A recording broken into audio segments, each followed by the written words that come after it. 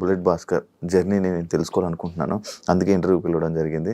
మనకు తెలియని విషయాలు తెలుసుకునే ప్రయత్నం అయితే చేద్దాం. హాయ్ బ్రో, ఎలా ఉన్నారు? Fine Shiva, how are you? బాగున్నాను. కంగ్రాచులేషన్స్. ఎందుకు కంగ్రాచులేషన్స్ చెప్పానంటే బ్రో, నేను ఫస్ట్ టైం ఇప్పుడు మనం కలవడం. అవును, ఫస్ట్ టైం సెకండ్ టైం అంతే. ఫోన్లో మాట్లాడుకుంటే వాళ్ళం. అంటే ఎక్కడ వైజాగ్ బ్రో, ఇక్కడ జబర్దస్త్ జనాలందరూ అంటే ఒక వెల్ సెటిల్ మంచిగా సెట్ అయ్యావని అనుకుంటున్నాను. అందుకే కంగ్రాచులేషన్స్ చెప్పాను. Thank you. ఎలా ఉంది బ్రో? బాగుందా? హ్యాపీ? అంతా గాడ్స్ గ్రేస్, దేవుడి దయ, మనదేం లేదు. ఎందుకంటే మనకన్నా టాలెంట్ ఉన్న వాళ్ళు కొన్ని లక్షల మంది బయట ఉంటారు. మనకు అవకాశం వచ్చిందంటే అది మన గొప్పతనం కాదు, గాడ్స్ గ్రేస్, దేవుడి దయ. ఫస్ట్ ఆర్జే ఎందుకు బ్రో చూస్ చేసుకున్నావు వైజాగ్లో? అది ఆర్జే కూడా నా లైఫ్లో అన్ని యాక్సిడెంట్గా జరిగేవి. ఏది నేను చూస్ చేసుకోవాలి. ఇండస్ట్రీకి అందరూ ఎందుకు వస్తారంటే ప్యాషన్తో వస్తారు. చిన్నప్పటి నుంచి ఆర్టిస్ట్ అవ్వాలి కోరుకుతుంటారు. నేను అసలు ఆ ప్యాషన్తోనే రాలేదు. అసలు నాకు అసలు ఆర్టిస్ట్ అవ్వాలన్న ఆలోచన ఎప్పుడూ లేదు. ఇప్పుడు కూడా అయ్యానని అనుకోవట్లేదు. అయితే వైజాగ్లో ఇలాగే ఒక సెలూన్ షాప్కి వెళ్తే కుర్రోడు చూశాడు నన్ను. భయ్యా నువ్వు మిమిక్రీ చేస్తుంటావు కదా అన్నాడు. ఆ అబ్బాయే తీసుకుని వెళ్ళి ఆర్జే విశాఖ ఎఫ్ఎం, అప్పుడు వైజాగ్లో కొత్తగా రావడం 2000, అప్పుడు అక్కడ తీసుకెళ్ళడం, అక్కడ సెలెక్ట్ అవ్వడం, ఆర్జేగా చేయడం, అలాగే జరిగిపోయింది. తర్వాత హైదరాబాద్ కొన్ని ఫ్యామిలీ సిచ్యువేషన్స్తో పేరు తెచ్చుకోవాలి, ఏం చేయాలి, ఎటు వెళ్ళాలో తెలియలేదు. సినిమాల్లో ట్రై చేద్దాం అని చెప్పి వచ్చేయడమే. అర్థమైందా? ఫేమ్ కోసం రావడం, అదే ఏదో ఒకటి మనం సాధించాలని చెప్పి. తెలుసు కదా, అందరికీ ఒకటే గోల్ ఉంటుంది, ఏదో విధంగా సక్సెస్ అవ్వాలి. అది ఈ రూపంలో అయింది.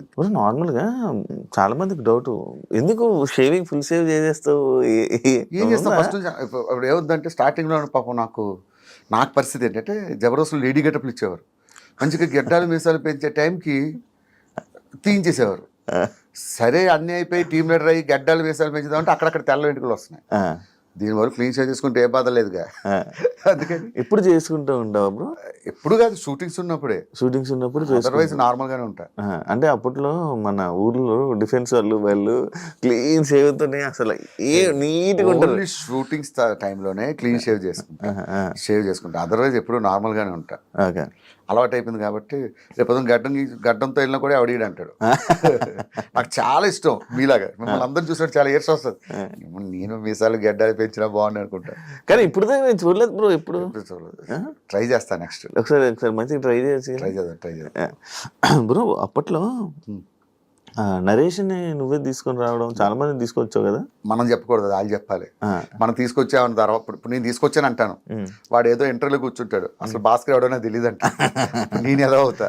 ఈ ట్రోలర్స్ కూడా ఈ రెండు పక్కన పెట్టి ఇది చేస్తారు. సో వాళ్ళందరూ టాలెంటెడ్ నాకు కనిపించారు, నేను ఎంకరేజ్ చేశాను. ఐఎమ్ నాట్ అ పర్ఫార్మర్, నేను మంచి పర్ఫార్మర్ ఏం కాదు, నేను ఒక లిమిటెడ్ ఆర్టిస్ట్. నరేష్ కానీ ఫైమా కానీ నా దగ్గర ట్రైన్ అయిపోయింది, సునామీ సుధాకర్ కానీ ఇలా చాలా మంది.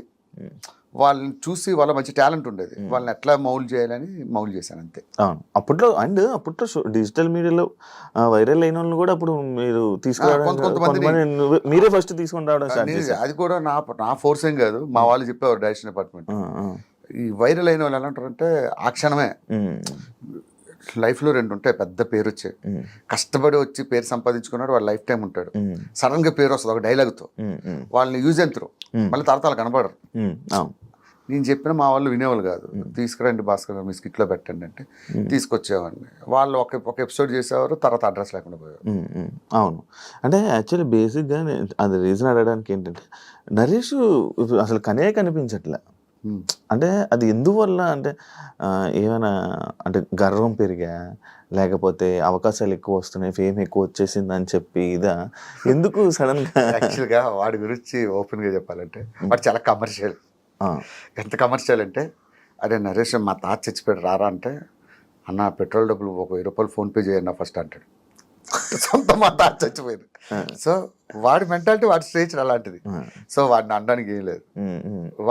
వాడు చాలా జాగ్రత్త పరుడు, వాడిని చూసి చాలా నేర్చుకోవాలి మనలాంటి వాళ్ళు.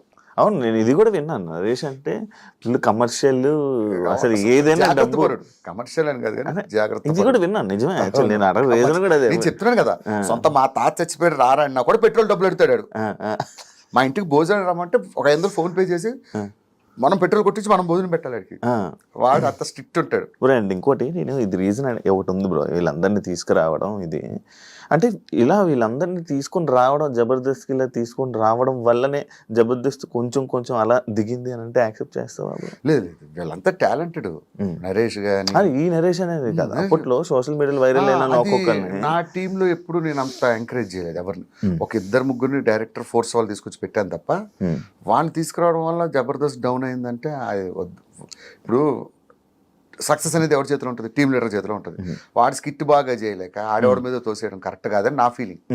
వాడి వల్ల అయిపోయింది అట్లా ఇప్పుడు అనుకోరు. సక్సెస్ వచ్చినా ఫెయిల్యూర్ వచ్చినా అది ఈక్వల్ గా ఫేస్ చేయాల్సింది టీమ్ లీడర్. ఎందుకు బ్రో సోషల్ మీడియాకి దూరం ఉంటావు? నార్మల్ గా ఇన్స్టాగ్రామ్, సోషల్ మీడియాకి అసలు యూట్యూబ్ అంటే ఇప్పుడు వరకు యూట్యూబ్ అని కానీ ఇది కానీ చెప్తా శివ ఫ్రాంక్ గా, సోషల్ మీడియాలోకి వెళ్ళడం ఏంటంటే బట్టలు ఇప్పి రోడ్డు మీకు రావడం లాంటిది. నిజంగా నువ్వు బట్టలు ఎక్కడ చేంజ్ చేసుకోవాలి? బెడ్రూమ్ లో చేంజ్ చేసుకోవాలి. రోడ్డు మీద చేంజ్ చేసుకుంటే ఏమవుతుంది? ప్రతి వాడు అడుగుతాడు నేను. అర్థమైందా? ప్రతి వాడు క్వశ్చన్ చేస్తాడు. అలా బయటకు రావడం ఎందుకు? ఒకటి అనిపించుకోవడం ఎందుకు? ఇప్పుడు ఒకడు ఉంటాడు, వాడు వాళ్ళ ఆవిడతో కలిపి ఏదో చేస్తాడు. ఓ ఈరోజు మా ఆవిడ ఏముంటుందో తెలుసా చూడండి అంటే కింద వాడు కామెంట్ పెడతాడు, అన్న మీ ఆవిడ నడు మీద పుట్టుమచ్చి బాగుందన్న అంటాడు. అవసరమా? అంటే అందరూ పాజిటివ్గా పెడతారని కదా, ఎవడో ఒకడు ఉంటారు.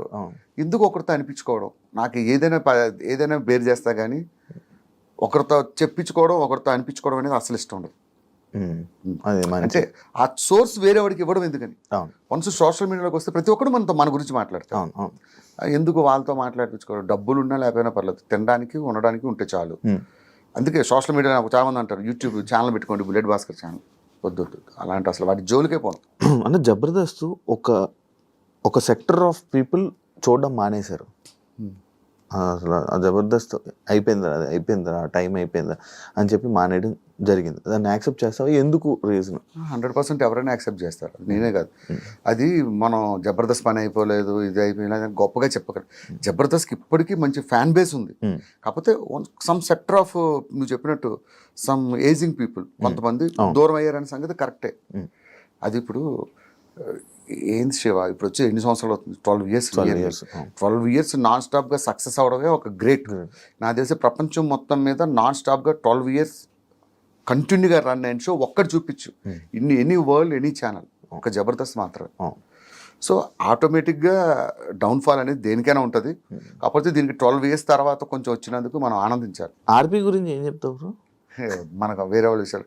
ఇప్పుడు నా సిస్టమ్ ఎలా ఉంటుందంటే, నేను ఒకటి గురించి మాట్లాడను, నా గురించి ఎవడైనా మాట్లాడితే చాలా దారుణంగా ఉంటుంది పరిస్థితి. అందుకైతే ఎవరి అభిప్రాయం వాళ్ళది, ప్రతి ఒక్కరిని గౌరవించాలి. ఇప్పుడు చంటి అన్న ఉన్నాడు, చంటి ఒకలా మాట్లాడతాడు, అది ఆయన అభిప్రాయం, నా అభిప్రాయం నాది. సో అసలు వేరే వాళ్ళ గురించి మనం మాట్లాడాలి. జబర్దస్త్ స్టార్టింగ్ అప్పటి నుంచి అంటే ఎప్పుడైతే మీరు ఉన్నారో స్టిల్ జబర్దస్త్లో ఉండిపోయారు. అవును, ఉన్న ఏకైక వ్యక్తి మీరే. నేనే.